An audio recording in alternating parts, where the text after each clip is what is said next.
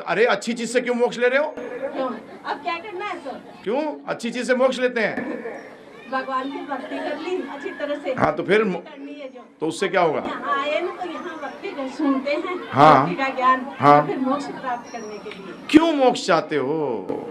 क्यों? हाँ क्यों मोक्ष चाहते हो? आत्मा की मोक्ष के लिए कि भाई भगवान की भक्ति करने से ज्यादा है जो मोक्ष प्राप्त हो जाना। हाँ तो इसीलिए भाई अब भगवान की भक्ति कर ले। हाँ तो क्यों मोक्ष क्यों चाहते हो? अच्छी चीज से मोक्ष क्यों चाहते हो बताओ? अच्छी चीज तो है ही भगवान की भक्ति के लिए है। संसार अच्छा है कि भक्ति अच्छी है?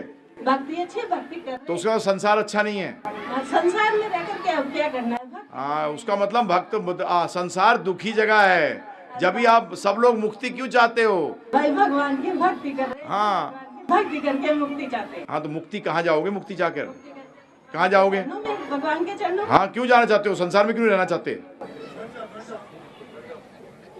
क्यों नहीं चाहते? यही ध्यान रखिएगा। मैंने इतना टाइम इसलिए दिया कि मुक्ति तो चाहते हैं। एक व्यक्ति कहता है मैं बीमार हूं, मैं मुक्ति चाहता हूं। किससे? दवा से। अरे कमाल हो गया, तू दवा से मुक्ति क्यों चाहता है भाई? बीमार रहना चाहता है? नहीं नहीं, मैं दवा चाहता हूं कि बीमारी से मुक्त हो जाऊं। मुक्ति शब्द का मतलब यही है। मुक्त किस चीज से होना चाहते हो? जो सही है या गलत है बताइए आप मुझे। जो गलत चीज होती है उससे मुक्त। शास्त्र क्यों संसार से मुक्ति की बात करते हैं? क्यों बात कर रहे हैं? हकीकत में संसार के, आप ये मुक्ति की बात छोड़िए, आप जाए भगवान के बारे में माने या ना माने, हम सबके सब मुक्ति के चक्कर में हैं। आप कहोगे क्या मतलब? एक विद्यार्थी अज्ञानता से मुक्त होना चाहता है, राइट? एक जिसको भूख लगी हुई है वो भूख से मुक्ति चाहता है। एक बीमार व्यक्ति बीमारी से मुक्ति चाहता है। हर व्यक्ति मुक्ति चाह रहा है हकीकत के अंदर। कई बार लोग मिलेंगे आपको बोलते हैं अरे मैं मुक्ति नहीं चाह रहा। तो तू काम क्यों कर रहा है? काम क्यों कर रहा है? इसलिए कर रहा हूं कि कल गड़बड़ ना हो जाए। उसका मतलब गड़बड़ से मुक्ति चाह रहा है। हर व्यक्ति मुक्ति के लिए अग्रसर है। क्यों? क्योंकि हर व्यक्ति आनंद चाहता है। आनंद से कोई मुक्ति नहीं चाहता। आनंद से कोई मुक्ति नहीं चाहता। आनंद को तो वो प्राप्त करना चाहता है और दुखों से वो अपने आप को मुक्त करना चाहता है। अब दुख विभिन्न, अभी चर्चा करेंगे आपसे। दुख अलग अलग प्रकार के हैं, परंतु हैं वो दुख। अब मैं आपके सामने 7 दिन जो चर्चा करने जा रहा हूं, भगवत गीता के बारे में चर्चा कर रहा हूं। भगवत गीता की शुरुआत क्या है? अर्जुन शोकायुक्त था। शब्द बोल रहा हूं, शोकायुक्त, शोक से युक्त। और वो अर्जुन भगवान से क्या पूछ रहा है कि मुझे आनंद कैसे प्राप्त हो सकता है। अब इन 7 दिन मैं आपके सामने इस ज्ञान को विद्या के रूप में रखूंगा। आप कहोगे क्या मतलब? आप लोग जो कुछ ज्ञान इधर से ले लिया, कुछ उधर से ले लिया, कुछ इधर से ले लिया, क ख ग तो ले लिए, 2 अक्षर ले लिए हिंदी के, और ए बी, और उसके बाद सी डी ले लिया किसका? अंग्रेजी का। अलिफ बे ले लिया किससे? उर्दू से। ऐसे करके क्या कोई भाषा बना सकोगे? एक शब्द तैयार नहीं कर सकोगे। जीवन के अंदर जो ये प्रश्न उठ रहा है कि आध्यात्मिक जीवन को हम अपने जीवन में लगाएं कैसे, इसका कारण ही यही है कि आपने भौतिक ज्ञान को तो एक स्तर की तरह लिया है। पहली क्लास, दूसरी क्लास, तीसरी क्लास, चौथी क्लास, 10वीं, ग्रेजुएट, पोस्ट ग्रेजुएट, ऐसे लिया है। परंतु आध्यात्मिक ज्ञान कैसे लिया है प्रभु जी?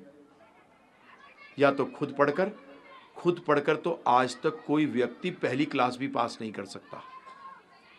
आज खुद पढ़कर तो कोई व्यक्ति पहली क्लास भी पास नहीं कर सकता। आप ग्रेजुएट, पोस्ट ग्रेजुएट और डॉक्टरेट तो छोड़िए, पहली क्लास भी पास नहीं कर सकता। और जब तक कि ज्ञान को एक किस हिसाब से दिया जाता है? जब ज्ञान को एक कहते हैं हम लोग सिस्टमेटिक को हिंदी में क्या कहेंगे? क्रमबद्ध। जब ज्ञान को क्रमबद्ध रूप में लिया जाता है उसको विद्या कहते हैं, और विद्या ही जीवन में उपयोगी होती है। जब ये 3 प्रकार के लोग सत्संग के अंदर सुनने आते हैं, एक सुनते हैं संदेश की तरह, एक सुनते हैं उपदेश की तरह, और एक सुनते हैं आदेश की तरह। संदेश की तरह सुनने का तरीका क्या हुआ? रोज जाता है सुबह वॉकिंग करने के लिए, किस पे? रेलवे के प्लेटफॉर्म पे। लखनऊ से गाड़ी इतने बजे आएगी, इतने बजे चली जाएगी, कानपुर से इतने बजे आएगी, इतने बजे चली जाएगी, जोधपुर से आने वाली गाड़ी इतने बजे आएगी। जाना किसी में नहीं है,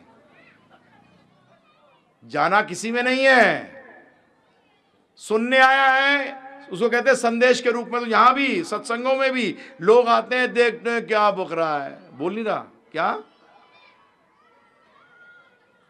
संदेश के रूप में सुना और चले गए। दूसरा आ रहा है, मैं जानना चाहता हूं ये क्या बोल रहा है, मैं समझना भी चाहता हूं कि ये क्या बोल रहे हैं, उसको कहते हैं उपदेश। अगर सही लगा तो अपनाऊंगा, सही नहीं लगा तो प्रश्न करूंगा। ध्यान रखना, नहीं लूंगा नहीं, क्या करूंगा? प्रश्न करूंगा। अगर शंकाएं उठेंगी मन के अंदर तो प्रश्न करूंगा। जिस गीता की मैं बात कर रहा हूं, उस भगवत गीता के अंदर अर्जुन ने 16 प्रश्न किए हैं। 40 मिनट के अंदर कितने प्रश्न? 16 प्रश्न किए हैं। और उन 16 प्रश्नों से बाहर आप कोई जिज्ञासा कर ही नहीं सकते जिसका कि उत्तर नहीं हो। और तीसरा व्यक्ति जो है, जो कि उपदेश काफी ले चुका है, अब वो क्या कर रहा है? आदेश के रूप में ले रहा है। किसके रूप में प्रभु जी? आदेश के। वो बहुत कम होते हैं, कोई प्रॉब्लम नहीं, परंतु हमारे को पहुंचना कहां तक है? आदेश के लेवल तक, कि भगवान जो कहेंगे वो करूंगा। उपदेश के लेवल पे प्रभु जी आप शिष्य हो, और शिष्य को प्रश्न करने का पूरा अधिकार है, क्योंकि शिष्य का कोई और काम है ही नहीं। मंत्र जपना सिर्फ शिष्य का काम नहीं है, सॉरी।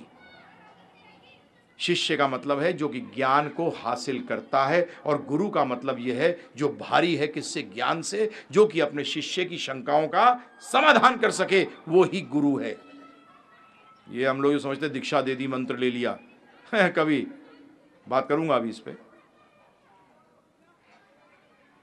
तो ये चीज, तो अब जब मैं क्रमबद्ध दूंगा प्रभु जी, तो आपको जो टीचर पढ़ाने आता है स्कूल के अंदर, तो अपने नोट्स लेके आता है ना प्रभु जी, कि कोई चीज़ मिस नहीं कर जाए।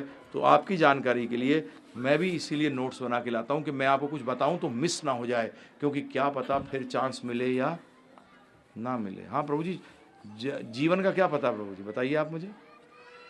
आज ही दिल्ली गया हुआ था, तो एक व्यक्ति मिला कि हमारे कोई जान पहचान के भक्त हैं। वो 29 साल का लड़का अपने बच्चे के साथ वृंदावन सब जगह घूम घूर के आया, घर के अंदर घुसा, और घर के अंदर घुसते ही मैसिव हार्ट अटैक, 1.5 मिनट के अंदर शरीर छोड़ दिया। कितने साल का बच्चा प्रभु जी? 29 साल का। तो फिर बाकी की तो बात क्या करो। तो इसीलिए, और मैं जब यहाँ बैठा हूँ तो मेरा कर्तव्य क्या है प्रभु जी? कि मैं आपको सब कुछ दूँ। मैं आपको क्या दूँ? सब कुछ दूँ। और कलयुग में साफ कहा गया है, कलयुग के अंदर भागवत साफ कहता है कि हमारी मेमोरी, हमारी जो स्मरण शक्ति है वो कम होगी।